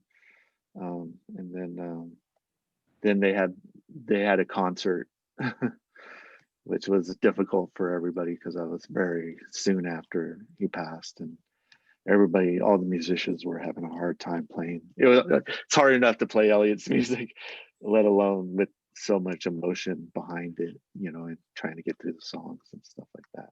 But that was the one in LA at the what venue was that? I think Henry Fonda Memorial show, and people were playing Elliott songs. Yes, they were covering them, like John Doe, Beck was there. Yeah, there was a good number of people, and but yeah, definitely, tried my best to be there, to kind of let everybody know what was happening, what was possible, tributes and all that stuff that fans were kind enough to do, and that bled into memorial funds, and like the Elliott Smith Memorial Fund, and advertising that stuff, and helping out with that stuff. So there was a certain point that I didn't feel like I maybe had a break from it. But yeah. But like like you were saying, like From a Basement on the Hill was a very relieving thing, a very thing that was very important for me and whatever I had to deal with to get through, because that album was amazing. It was what they did, what Joanna and Rob did to help that be what it is, was amazing. So thankful for that.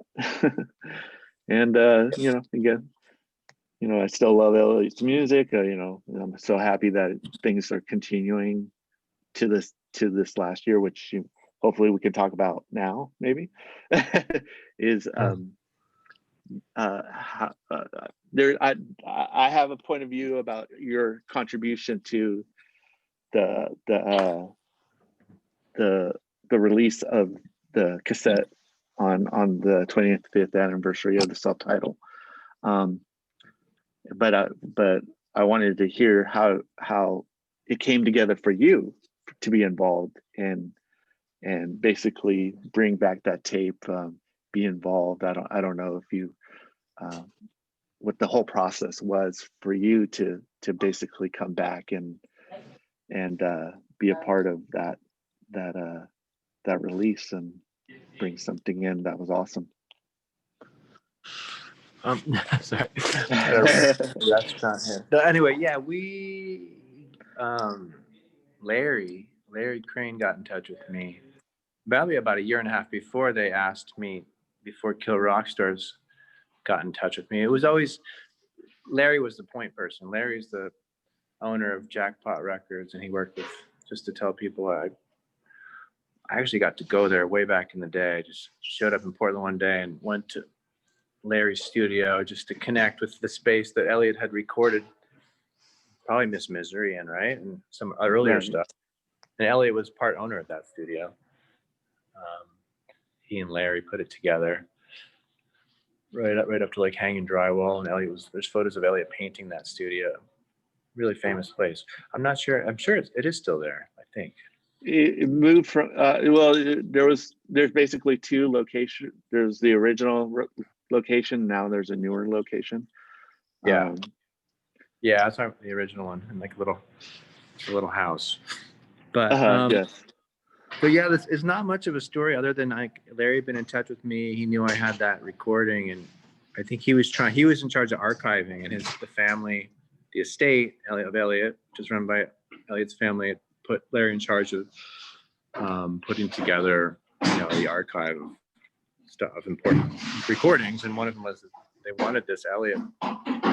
He reached out and he wanted a recording it. He wanted to master it or get it in better condition or get it into the archive. But it wasn't really being spoken of as a release of any sort.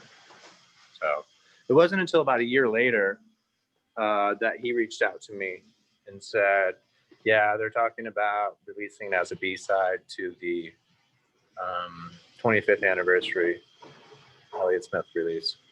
So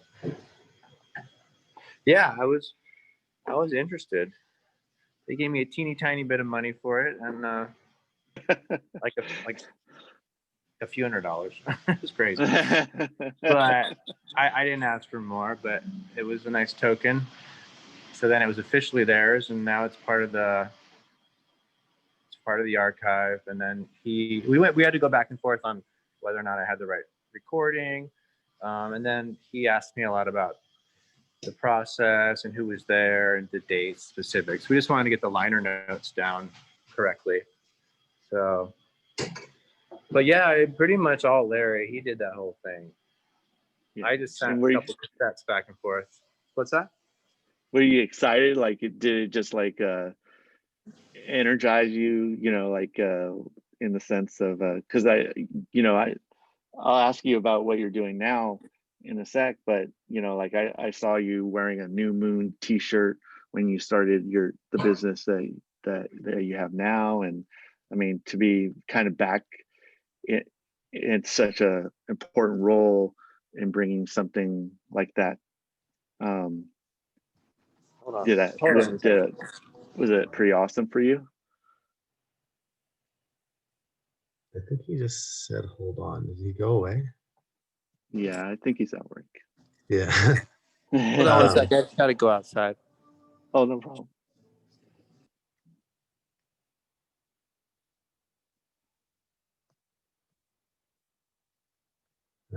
Okay, are you guys still there? Yeah. Yes. Restaurants closing down. There's a lot of people. Yeah, I mean, it was sort of a long time coming to get recognition on that. And actually, for me, I'd never really released anything on my little Skylash label, so that was a pretty big deal to finally release something. And it was Elliott's recording, so it was a big deal. Yeah, it really brought everything full circle for me from my Portland years as a musician, and then trying to make it as a musician and start a little label. It did surprise me though. It was odd. It's an odd thing to be a part of, because everyone had heard that album. And I guess I was honored that it was the very first recording that people recognized of Elliott, and I didn't know that was the case. I just knew he was an amazing musician, and when I heard Roman Candle, just really engaged me and wanted to learn those songs. And someone asked what's my favorite song. I think it was at the time, and still one of my top Elliott songs is from Roman Candle. I believe it's No Name Number 4. I actually request the song during that recording. You can barely hear me, but I always super sloppy with name titles, so I just throw out a lyric. So he said, "Hey, I don't know what to play. I don't know what to play." You'll hear him say this, and then in the background I say "Cowboy Boots," and I think that's No Name Number. That's No Name Number 4, or is that number 4 or 3 or what? On top of my head, whatever it is. Yeah. But then he's like, "Cowboy Boots," yeah, and then he just goes right into it. Yeah. So Charlie, somebody asked in the chat all 3 of our favorite songs. So I know it's like the hardest question. Do you want me to go next? Yeah. I mean, go for it. I think all of us, everybody that's watching, could choose like 50 songs as their favorite song. But I generally lately say it's unreleased song, but people know it. You Make It Seem Like Nothing, or Come to Me, Mhm. you know, the ones that have multiple titles, fan titles, but You Make It Seem Like Nothing. I love that song. I think I like Elliott's songs that have more. Oh gosh, what just happened? I hear myself all weird. Um More uh abstract lyrics, but that one is very kind of straightforward lyrics, like uh I can't help you when you're sad. That whole verse, that's a constant source of pain to me because I want to really bad. It's less like that's my favorite, but I mean, all the ones that are everybody's favorite, and Angela and Say Yes and Some Song, and even other unreleased ones. But yeah, I usually go with You Make It Seem Like Nothing. I think for me, um, the first song that kind of introduced me to Elliott was Angelus, and I talked about it in my favorite Elliott Smith song podcast, and someone had actually picked that song before I did, and then of course I had to stick to my guns and say it again. Say that's my favorite song, but had I got to choose another song, I would have said "The Enemy Is You" as a Oh, song too, because Great song. I think it's a very personal song, and has its things that you can relate to, as many Elliott songs have. And About so Angel I in the wish I Snow. picked that. Oh, I love "Angel in the Snow." That was an awesome that's song like too. just proving the point of Elliott's great songwriting. Like, I mean, the most famous songs that he has are not You Make It Seem Like Nothing, The Enemy Is You, and No Name Number 4. It's like, I mean, nobody's going to argue that those three are awesome songs. But like, if you ask Yeah. average Elliott, not average, casual Elliott Smith fan, they might not know any of those. And I tried to make a top like 10 favorite songs or something a few months ago, and I got, it's hard to even get rid of some, and I got down to like 38 songs that I had to like never narrowed down to a top 10. It A lot was of songs. too hard. Yeah, The Enemy Is You is, I was almost going to say that in my list of other favorites there. Wait, you have a list of 38? That was your top narrow down? I don't know. I made a list on my phone. Okay, I got to make like a top 10, and like, some Yeah. that didn't make that top 38 were still painful to not make it. But like, you know, Do you guys know how many Elliott songs there are? I Not don't. yet. Does working Charlie know? on it. What's the No. average? What's the rough guess? I Over mean, 100. Oh, it almost depends. Like, original song. Some songs have multiple versions. It's like there's a lot of gray Yeah. area. There's a lot of gray yeah. area as far as like with the unreleased ones and stuff like that. No, I mean total. Yeah, total original songs. Wonder how many that is. Well, Sure.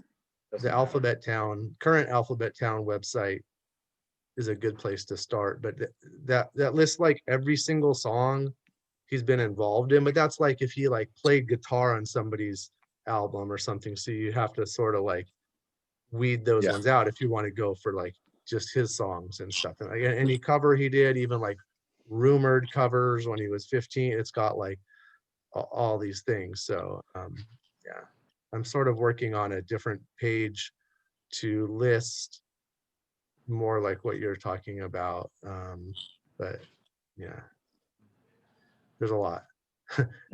There's just so many. There's so many unreleased ones. It's crazy. My friend who's like Yeah. a moderate, pretty big fan, but not as into it. And I sent him this YouTube video that has like an hour and a half of unreleased songs. I was like, this is a pretty good like starting point for unreleased songs that you might not have heard of some of them. And that hour and a half video of unreleased songs still had a lot of good ones missing. Where's Somebody that said found? Where is that? That was On just YouTube? some YouTube video, like Oh, Elliott someone Smith else did. unreleased. Somebody said 200 to 300 songs. Yeah, I mean, if you don't Yeah. count cover, he played so many covers live, but if you're talking about songs he wrote, I mean, then there's like the pre-Heat Miser ones. So yeah, there's a few hundred, I mean, for sure. So So I mean, Casey, just wondering what the journey has meant to you at this point. What the journey has meant to me. Yeah. Well, it's really created a lot of friendships for me and a lot of musical connections in my brain and in my heart, and he's really helped me as a musician. I mean, I feel like the website, and yeah, that helped me a lot. Because I did for about 10 years work in multimedia and web and promote online advertising, and it was because of Elliott's site really that was a catalyst to get me into that field and proving ground. And I'm still not a very good web designer, but I've always designed my own. Still, always to this day, never paid anyone to do a website. And yeah, it's just yeah. I mean, Elliott's he's just a magical guy, and for me, I feel really privileged having grown up, having spent that time in Portland, to have met him in his infancy there, and to be part of that scene. It was such a long time ago for me, but yeah, I'm super lucky for that experience. And I mean, I now own a restaurant, and it's totally disconnected, but we do play a lot of Elliott. Occasionally people will walk in and recognize. We also play a lot of beach house and a lot of jazz and a lot of other stuff Spotify tells you to play. But Can you, yeah, what's that? oh, go ahead. I'm sorry, I didn't mean to interrupt. No, there was a pause. Go ahead. I was just gonna say, can you talk to us about what you're doing now? And I've seen that from what the journey I've seen in what you're doing now is again amazing. Like I remember seeing pictures of you having just basically a table Yeah. out in the street to where you're at now. So I don't know if you would like Yeah, to I mean, I'm promote doing what you're pizza. doing now. It's been about 10 years since I've had my pizza business. Yeah, so started on the streets of San Francisco as like a pop-up pizza maker outside bars, and then we built a pizza truck in 2000. Like within about 5 years, we had a pizza truck business when food trucks were super popular. I was like when they were just gaining traction, like 2012. Anyway, and yeah, I mean, and then now in 2017, we opened this restaurant. It's been 3 years now. So with pandemic, it's been rough, but luckily we're a pizza place and people still order quite a bit. We're just obviously doing takeout. But I have to say though, man, being in the restaurant food business, it has really kind of sadly taken me away from music, and I don't play really at all.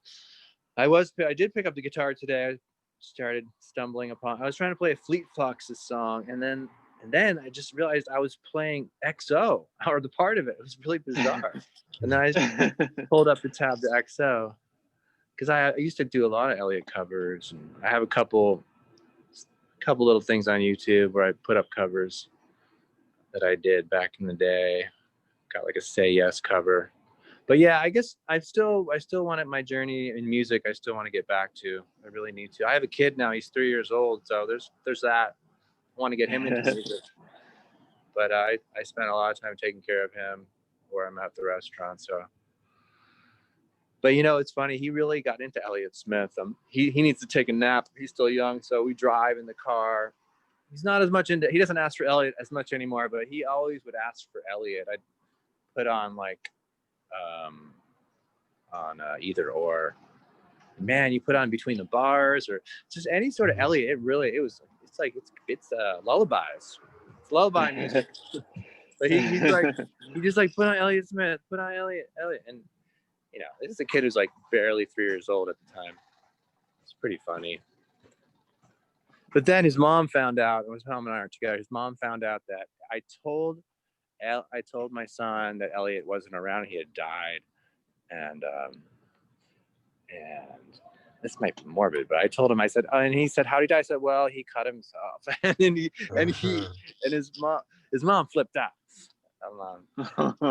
She thought I was telling the mom that I was teaching about suicide or this or that, and like how awful.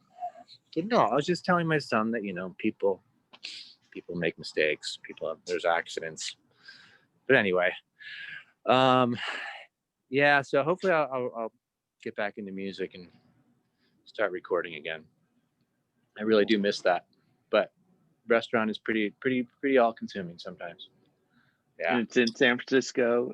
I think is it where you- exactly? Wait, are you in San Francisco too, by the way? No, I'm in Marina, but I just for anybody, if say someone comes and visits San Francisco.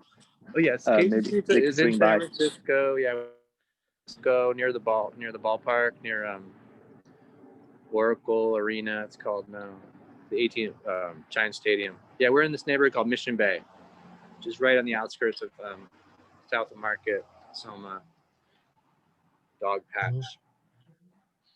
Yeah, it's cool. And I've been there. The pizza. Where are you? Where are you, Charlie? I live in Marina, California, so I'm near Monterey, so about a few hours away from San Francisco. So, yeah. How many hours? 2 hours, right? About 2 hours. It's not far. We gotta meet up. Definitely, I would love to. I tried once, but like I missed you. So I tried. You came to the pizza place? Yeah, I came to. Did you come to the pizza place? Yeah, I sat at one of the tables. Are you serious? Yeah, I have one of your coasters over there. Yes. So yeah, Sorry. I was there, but unfortunately, I came on the wrong day. Oh man, I'm sorry. That's okay. Hopefully next time. Well, was it good? Did you like the pizza? It was absolutely great. Yeah, it was awesome. So highly recommended to everybody who visits San Francisco. Please see Casey and go to Casey's Pizza. But I don't know, Jeff, do you have anything else or? Oh, so my wife said somebody asked Elliott's favorite pizza. I don't know what Elliott's favorite pizza was. Casey didn't have Casey's Pizza then to serve to him, so I don't know. Charlie might have that inside information. No, I wasn't lucky enough. What's your favorite pizza? Oh, I'm so boring. Pepperoni and mushrooms. Mushroom. We always get half cheese for the kids and half mushroom for us. But I like just plain cheese too, but mushroom. Yeah. So what's your favorite pizza, Casey? Because a question was asked if you knew Elliott's favorite pizza was. I don't think I did. No, I don't know I'm not sure what it would be. I don't know. I never really saw Elliott eat any food in my. I don't think I've ever seen him eating. Only drinking beer, smoking cigarettes. Did you ever see him eating anything? Only in a picture, I think. Yeah, I posted a picture today from a magazine where he was eating a burrito or something. And it was like the biggest smile I've seen of him in a picture. Yeah. Burrito, baby. He was eating a lot. Yeah, he liked Mexican food. I think he was on his way to becoming pretty healthy in California. But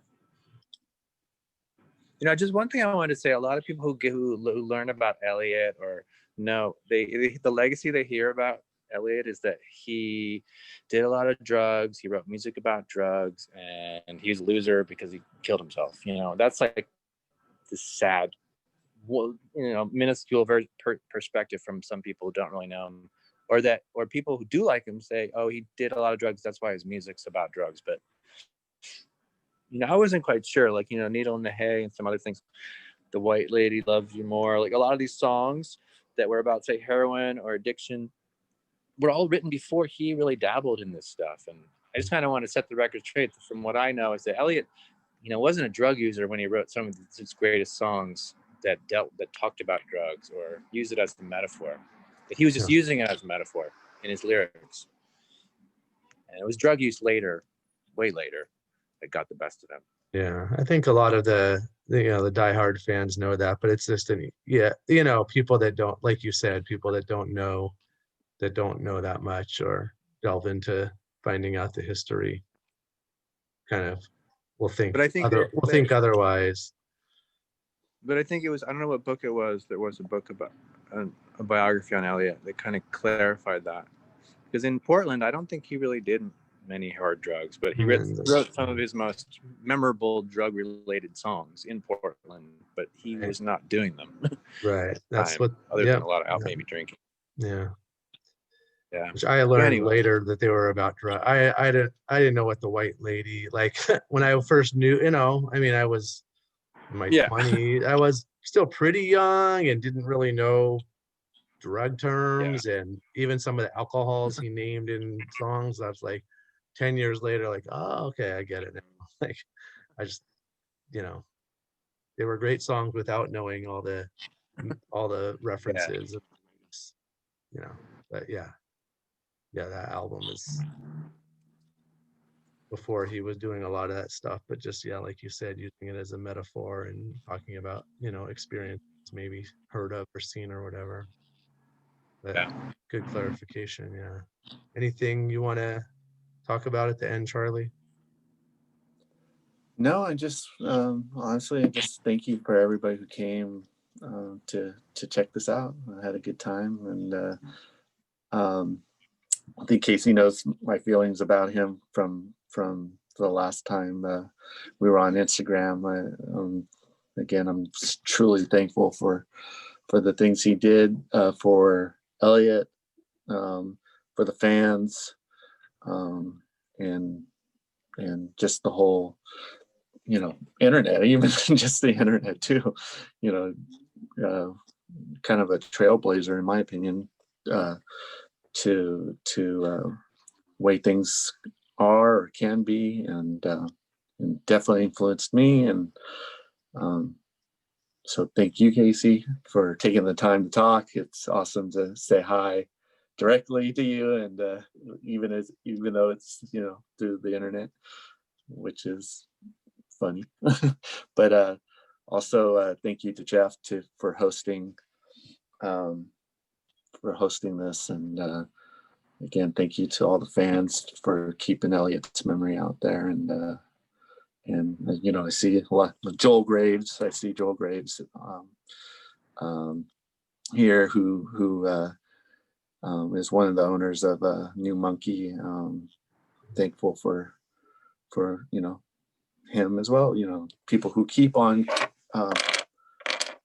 keeping Elliott's memory alive. And so thank you all for doing your part. Oh, Nicholas also for making Heaven Adores You, and all those things. So anyways, thank you for swinging by, and thank you again, Jeff, for hosting this. Thank you. Thanks to you and Casey and all the other things you just said. I echo all of those things. Is everybody, you two, anyways, Casey and Charlie, it got a little serious and heavy at times, but if this goes on YouTube, is that okay? Because a lot of people couldn't be here that want to see it, so it's okay to post it up on YouTube. Sure. I'm sign away. It could have been heavier. I think it's good. I didn't talk. I was afraid I was gonna like babble all night and be embarrassed, but I was pretty quiet, so I'm pretty happy. So you did a great job. Thank you, Jeff. Thanks, you, Jeff, guys. For putting it together. Thank you guys for attending. Charlie, thank you. Thank you for all. doing everything you did. Oh, thank you guys. Thank you for all you did. Appreciate it. Thanks to everybody. All right, guys. So, see you guys. Bye. Joel's actually in the studio. I don't know if you guys saw that.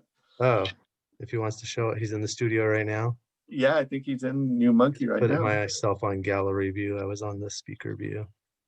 There he is. Yeah, he's a New Monkey. Yeah, he is it. There he is. All right. Awesome. Cool. Well, thank you No, guys. anybody can unmute yourself if anybody wants to say Cool, anything. Joel. Anybody want to say anything? I think he just left, but Ah.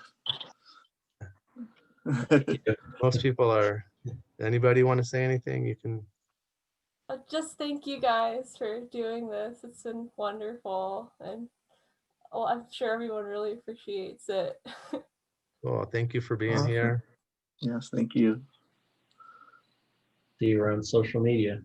All right. All right. I'm gonna end it. Bye. Hey, All bye, right, guys. take care. Bye. Bye. Have a good year. Talk to you soon. Bye. All right. Hopefully I see you, Casey.